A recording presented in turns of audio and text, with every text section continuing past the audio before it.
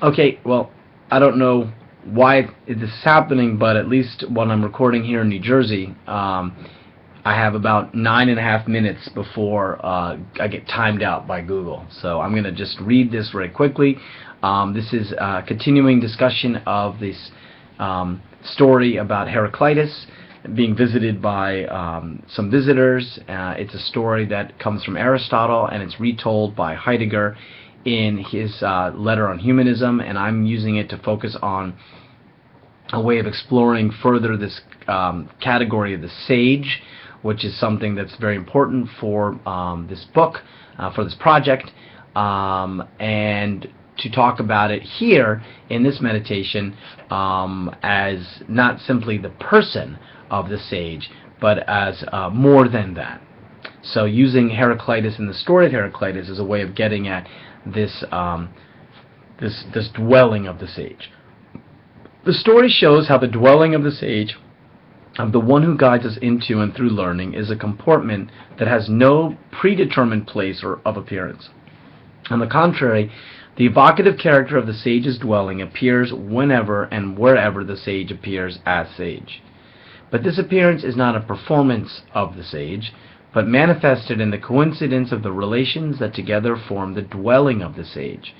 Thus, to say the sage's dwelling appears whenever and wherever the sage appears is to say that the sage's dwelling is a way that is made by the coincidence of elements that includes all learners, including the person of the teacher, but also the open region, the unstable ground, and that which remains most hidden and most present, being. The visitor's anticipation was grounded in the reduction of dwelling to a specific location. A predetermined and fixed realm that is akin to a theater is constructed to mediate a particular experience. But as the story shows us, dwelling is more than a place where one dwells. The term context better captures dwelling because it denotes the event quality of dwelling. A context is, quote, the set of circumstances or facts that surround a particular event, situation, unquote. To think about dwelling as a context allows us to recognize why Heraclitus' warming of his hands become the activity of a sage when the visitors encountered him and were estranged. The dwelling of Heraclitus as sage makes its appearance at the moment when the visitors arrive at the entrance of his home and are encouraged when, in the midst of this mundane activity, he calls out poetically, "Here too the gods come to presence." With this saying, Heraclitus is showing us the full extent of the context or the frame of the sage's dwelling, the dwelling of the learning which we have identified as purposeful wandering together. This dwelling should not be reduced to the person of Heraclitus or any great teacher. Despite their unique capacity to organize the dwelling, to recollect the congregation, the community of inquiry. The dwelling of learning, which we must acknowledge as one of the manifold ways of dwelling, is properly understood as bounded by the collection of circumstances that relate as a complex network. The dwelling of learning, as depicted in the story, emerges with the meeting of Heraclitus and the strangers. But this meeting is mediated and made possible by a whole set of elements: the path leading to Heraclitus' home, the open doorway, the stove and its fire, and the gods too. But what marks this context as the dwelling of the sage is the occurrence of the visitor's consternation, their perplexity and anxiety, their immobilization. Heraclitus' comportment as sage prior to that moment was the waiting and expectation we mentioned above. He remained always ready to receive the strangers.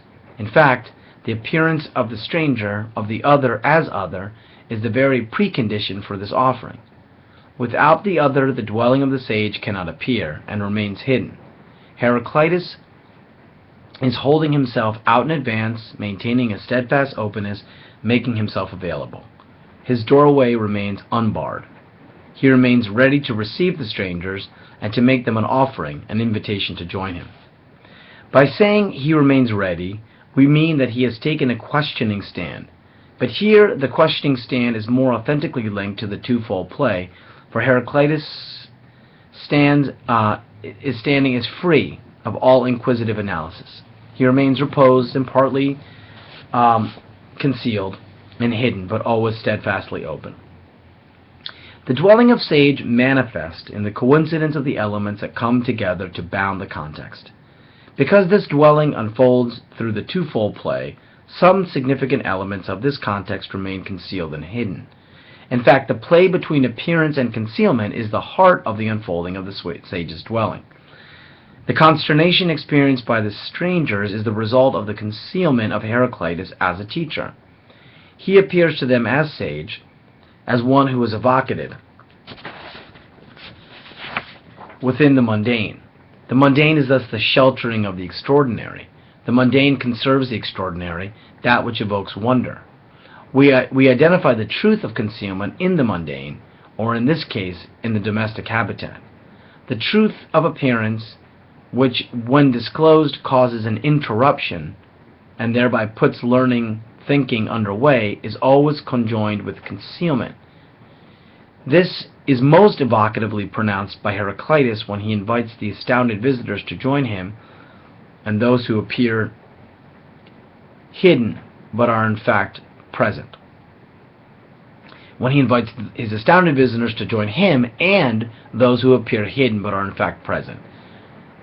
For here too the gods come to presence. The gods' presence provides the sage's dwelling with the ultimate other, and thereby binds this dwelling with the unseen presence of beings' processual unfolding. So in effect, what happens then is that when Heraclitus says to his visitors, here too the gods come to presence, he's breaking the mundane with that statement. And in a way, I kind of want to say that in other words, at that moment when he says that, it seems like he's actually giving them what they want. Because if we say they arrived expecting to see this great teacher, the great philosopher Heraclitus, and that they caught him in the act of, not caught him, but encountered him warming his hands by the fire, and that if in that mundane moment of the ordinary, every day, they were thrown off, and that in that moment they were thrown off and then put underway, that was the mundane activity that was evocative, he kind of relieves them when he says, here too the gods come to presence. Right?